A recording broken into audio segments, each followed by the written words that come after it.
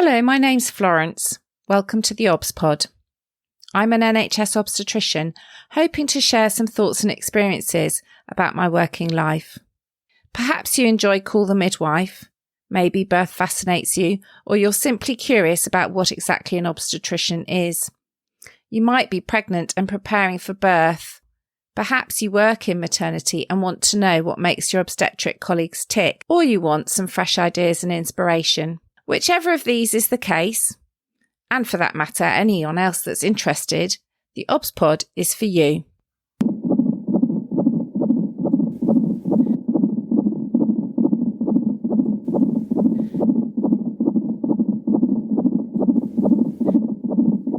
Episode 131, Cord Blood. I hesitate in calling this episode Cord Blood because, as Rachel Reed, I think, said in the episode on the midwife's cauldron about this blood is not cord blood. It doesn't belong to the cord, it belongs to the baby. And that's probably where some of the problems start. Today I'm going to explore a little bit about cord blood in terms of when you clamp and cut the umbilical cord, and also what do we use cord blood, that is the blood within the cord, for. This is not going to be a fully exhaustive scientific exploration of the topic. This is just going to be some of my thoughts and views. Why this topic?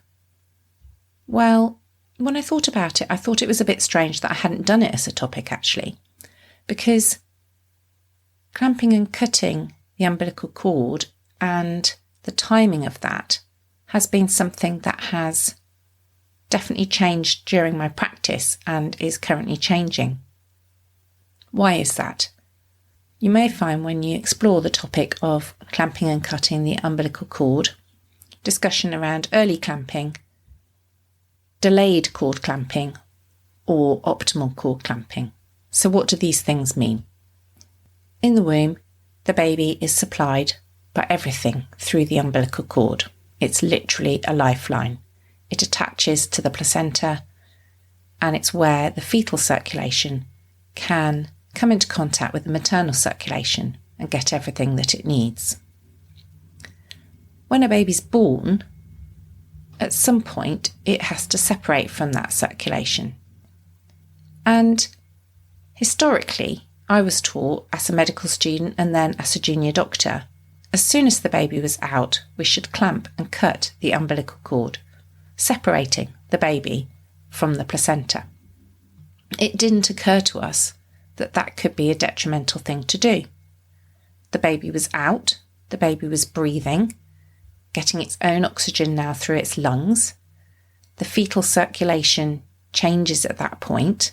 The way the heart pumps the blood is different because it's got to get blood to the lungs in much bigger volumes, and the circulation to the placenta through the umbilical cord starts to shut down. So stopping it and clamping and cutting the cord never seemed like a problem. It was the logical thing to do. We all did it.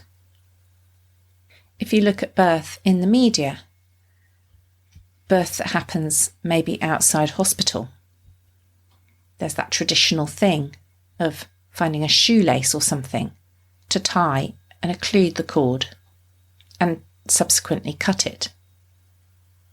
Somehow it became part of our culture to cut and clamp the cord. One of the things I love to do is to go on holiday to Wales, and me and my family often go in the spring. It's lambing time of year. There's nothing better as an obstetrician than watching these sheep give birth instinctively. But what happens to the sheep? There's no one there to clamp and cut that umbilical cord. What happens in nature is that the cord and the placenta is still attached to the lamb and then snaps off or is snapped by the mother. So it's not designed that we should immediately separate. But a few years ago, when I started to look at women's experience of maternity care and joined Twitter, which for me was an unbelievable new network, one of the things that I came across was Amanda Burley, Optimal Clamping, on Twitter, and another hashtag, Blood to Baby. And this made me start to question for the first time whether I should be immediately cutting and clamping the umbilical cord after birth. So I started to think about it, and the more I started to think about it and read things about it, the more I started to discover that actually I was potentially doing something quite detrimental. So when was it that we started immediately cutting and clamping the umbilical cord? My regular listeners will know I have a 1930s manual of obstetrics. So I looked in that, and that says that the practitioner, having noted the hour of birth, should wait for a few minutes before tying the cord if anything is normal. So clearly, we used to do it the right way. So when did we introduce doing it the wrong way? I wonder if it was to do with active management of the third stage. In our eagerness to prevent and control maternal bleeding, and giving an injection of syntocinon and ergometrin to help the womb contract and to assist with the birth of the placenta, was it then that we introduced the idea of immediate cord clamping? I think it might have been. So at that point, I think it was around about 2014, 2015, I started to be introduced to the idea of delayed cord clamping. If the baby didn't need to be immediately separated from its mother, that one could leave the cord intact. Are there any other reasons why we might have been clamping or cutting the umbilical cord? Well, we use some of the cord blood, sometimes for useful tests. So if we've done an assisted vaginal birth or a caesarean birth for fetal distress, we might want to take blood from the umbilical cord to look at what condition the baby was in at birth. A blood test from the umbilical vein and the umbilical artery give us good information about that baby's pH, its acidity, how well it was coping with the labour or birth. And that can give valuable information for our paediatric colleagues in how that baby's coping and adapting to life outside the womb. And if a baby's very unwell, this information can be extremely valuable. The other situation in which that information can be useful is also in medico-legal terms, when you're trying to establish whether something was related to an event around the birth or not.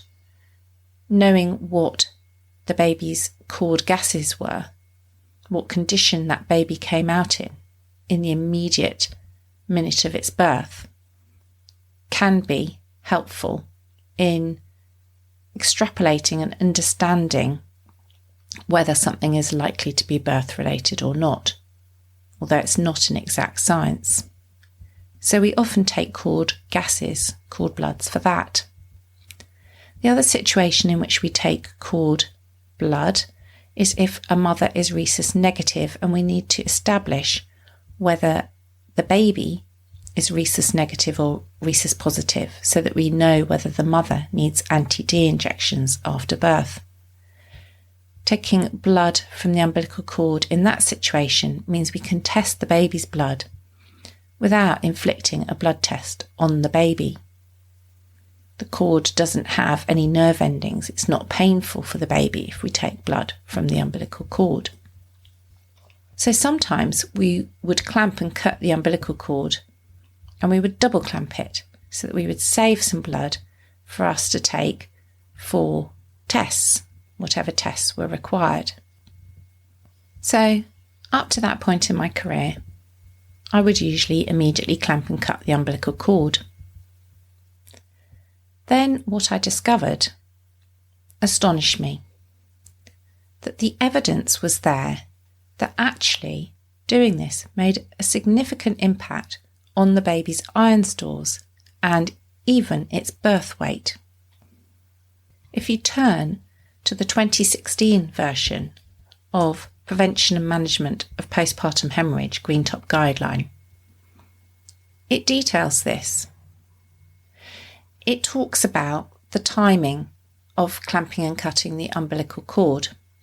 It defines active management of the third stage of labour, using uterotonics, the symptometering, early clamping of the umbilical cord, and controlled cord traction to help deliver the placenta more quickly and reduce blood loss. And it showed that active management results in a lower birth weight, reflecting a lower blood volume from early cord clamping, and that a systematic review and meta-analysis of controlled trials found delayed cord clamping for at least 2 minutes is beneficial to the newborn, and what's more, the benefits extend into infancy. So this isn't something that is just affecting the well-being of that baby immediately in the hours after birth. This has a longer term impact. So in 2016, the Royal College of Obstetricians and Gynecologists, after, I would say, significant pressure from people like Amanda, who fought their corner that actually this evidence should not be ignored, changed their guidance. So the guidance from NICE, the National Institute of Clinical Excellence, now recommends that the umbilical cord should not be clamped earlier than 1 minute from delivery of the baby if there are no concerns over cord integrity or the baby's well-being. Wow. If you look at the evidence on the timing of umbilical cord clamping, there's lots of evidence that suggests that it's beneficial. And in fact, if you look at the Cochrane evidence, there's no evidence that actually it worsens the outcome for the mother. So we're not seeing increasing hemorrhage rates or bleeding. And the Cochrane review talks about cord clamping between 1 and 3 minutes. And although it seems to have made very little difference on bleeding, there's very little evidence that it makes any difference. There is lots of evidence about important advantages of delayed cord clamping on hemoglobin, that's the molecule in the blood that carries oxygen, hemoglobin concentration, iron reserves, higher birth weight, for up to 6 months. So this then made me think, why have the paediatricians not been clamouring and asking for us to do later cord clamping or delayed cord clamping? And actually, I don't want to call it delayed cord clamping because really what we're talking about is what's now being called optimal cord clamping. So it's not that you're delaying something, which sounds like you're doing something too slowly. It's you're doing it at a better time for the mother and baby. So when I started thinking about this and we started to introduce sometime after the birth of the baby at caesarean birth, I expected the paediatricians I worked with really to be congratulating us and to be really pleased that we'd made this shift in our practice and that this would be great and that it would be so much more beneficial for them. These babies would be better looked after and healthier, and we were doing a really positive thing. How naive was I? Not a bit of it. So initially, the paediatricians were actually really unhappy because this later cord clamping There can be a little bit more jaundice in the neonatal period. And they started to question, why are you doing this? We're seeing babies with jaundice. This isn't a practice we want to encourage.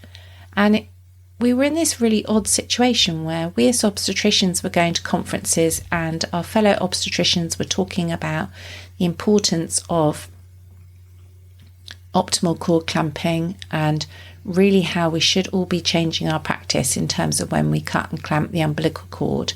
And then the very people that should be looking out for the babies were complaining to us that we were changing our practice and that they weren't happy with it, which just felt kind of the wrong way round, very odd. So why is it so important? Well, it becomes even more important if you're preterm. So if you're a preterm baby, there is significant evidence that it actually makes a difference in survival. If you look at the Cochrane evidence, that delayed cord clamping compared with early cord clamping meant that fewer babies died before discharge. This is preterm babies now. Fewer babies had bleeding in the brain, and they concluded that delayed cord clamping or optimal cord clamping reduced the risk of death for babies born preterm, and the early cord clamping probably causes harm. They didn't talk about what length of delay was best, and if you've got a preterm baby, you've got to think really carefully because you've got to be able to resuscitate the baby and give it the care it needs whilst it's still attached to the mother. But that actually just needs a bit more logistical thinking through and equipment thoughts and a team that want to make it work. But why on earth? Why would we not give preterm babies the best chance? Why would we immediately clamp and cut the umbilical cord because they need resuscitation when we know that makes a difference to their mortality? I mean, it's just mind-blowing that we've been doing the wrong thing so much. So there's a lot to think about here. And if you want to explore it more, there's Hannah Tizard, an amazing student midwife who founded the Blood to Baby campaign. And she's got a great website, which I'm putting in the programme notes, and has lots of educational resources and things to think about. And one of the most inspiring people I've heard talk about resuscitation of a preterm baby with the umbilical cord intact is actually by Professor Andrew Weeks, who gave a fantastic talk a few years ago at a conference about this. And indeed, he is working with Hannah on the Blood to Baby campaign to try and help medical professionals understand better how to do that resuscitation with the cord intact. So really useful resources and things to explore there. What about the other uses of blood from the umbilical cord? If it's not all going to the baby, some of it is left in the placental circulation. You may have heard that there are things that we could do with that. So you may have heard of stem cell collection or stem cell banking. What is that? Well, the blood within the umbilical cord is unique.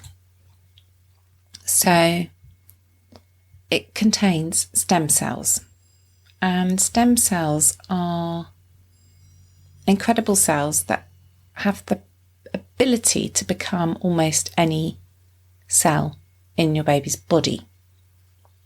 And a few years ago, the thought came about that actually you could use stem cells, you could bank them, and keep them frozen. And then if your baby developed some kind of health problem in the future, you could use the stem cells from the umbilical cord to help treat that health concern in your child in the future. Therefore, people started collecting and storing stem cells. And there was quite a lot of concern about this at the time with the Royal College of Midwives and the College of Obstetricians and Gynecologists, because there were concerns that if staff were trying to collect or maximise the collection of blood from the placenta, that at the time of birth they would not be caring for and looking after that mother and newborn baby. That was the first thing. So it was agreed that NHS staff would not collect and help collect and store stem cells. The other reason that this was deemed not something we should be doing was that there was a very theoretical chance that these stem cells could be valuable to this baby in the future. And I must admit, I feel that a lot of these companies that do this, it feels a little bit exploitative. So you're going to take people that are about to become parents who are already a bit anxious about the well-being of their baby, and are they going to be good enough parents, and is their baby going to have some kind of future health problem, and that they have a responsibility to safeguard this, and then you charge them money for a private company to come and collect that blood and store it for who knows how long, with a view to maybe being able to use it in some potential way in the future, but actually so far over the last, 10, 20 years, it's not been obvious that that's actually been achieved. So it feels like quite a difficult topic. And I must admit, if parents do ask my opinion about stem cell storage privately, I do express my view that I don't think it's relevant or a good idea. If you are interested in banking stem cells, then actually it's much better that you have a little look at the NHS cord blood donation options, because it's possible that your baby's cord blood could be of value to someone, a child or adult, with an existing disease. So it is true that stem cells and use of cord blood stem cells could be of potential benefit and can be of actual benefit to certain people with certain illnesses. And there's lots more to explore on the NHS cord blood banking website if you're interested. But please note, it does say that if you're going to do delayed cord clamping, or what I would prefer to call optimal cord clamping, then this may reduce the ability of you to donate blood from the cord and from the placenta. And it explains they need a minimum of 60 millilitres, and they usually get somewhere between 60 and 150 millilitres of blood. If you think about that volume, I tend to think about volumes and weights as food. That's just the way my brain works. So to me, 150 millilitres is pretty much a small tub of cream. So if I'm buying some double cream to do some cooking or pour on a dessert, the one I reach for is 150 millilitres. So that means that potentially we're leaving a small pot of cream worth of blood in the umbilical cord and placenta that could be in the baby.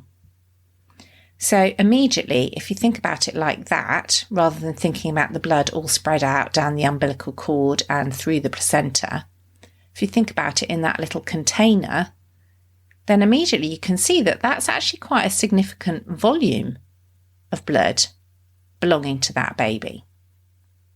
So this brings me to my zesty bit. If you're a health professional, there is absolutely no excuse at the moment not to be doing optimal cord clamping.